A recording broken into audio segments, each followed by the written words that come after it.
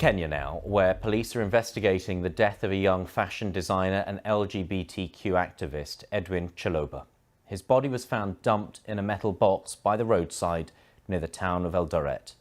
A police spokesman says the motive was unclear, but rights organisations in Kenya, where gay sex is outlawed, are linking the killing to his sexuality.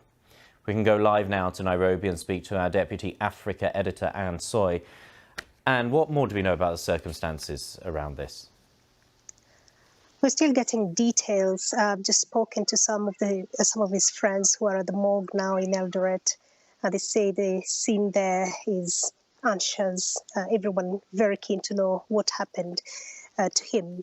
There's been a video circulating showing him dancing on the 31st of December, and that was the last time we understand he was seen alive. 4 months ago, he was attacked by unknown assailants. He said that it was related to his activism, but he did not divulge further details at the time. And therefore, this has come as a shock. And rights organizations have condemned the killing. His body was found in a metal box, which was apparently dumped by a vehicle which was unmarked. The registration number was blocked, so it couldn't be seen, by the roadside in the outskirts of Eldoret town. And so police are investigating this incident. They say they still do not know the motive. However, his people who are close to him are pointing a finger at his sexuality. And from what you gather, do the rights groups who have spoken out about this have any confidence that the police will conduct a credible investigation if indeed the motivation was potentially because of his sexuality?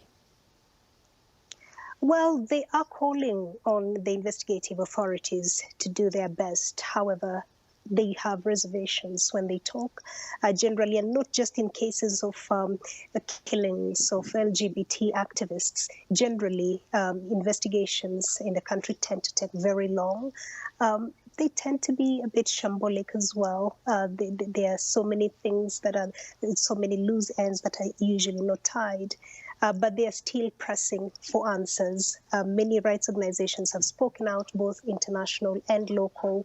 And people are saying, people should be left to live their lives as they want in this country.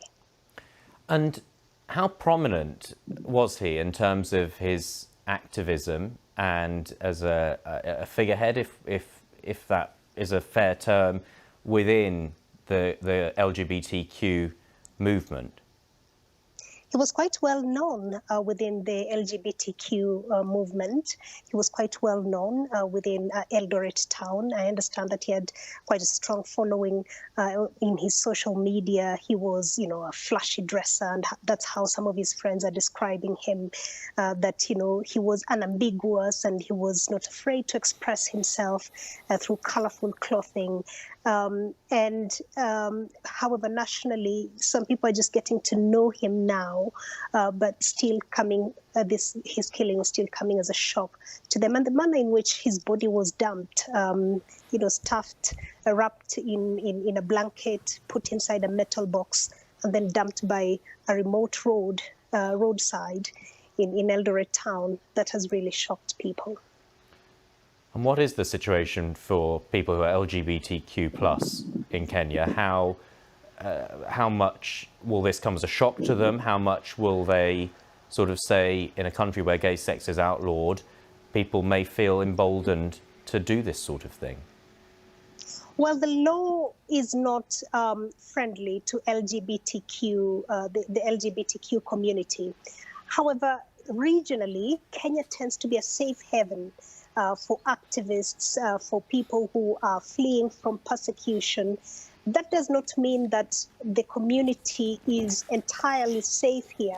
They still do get attacked. They still do get targeted from time to time, but there's a relatively freer environment in Kenya comparatively compared to the region.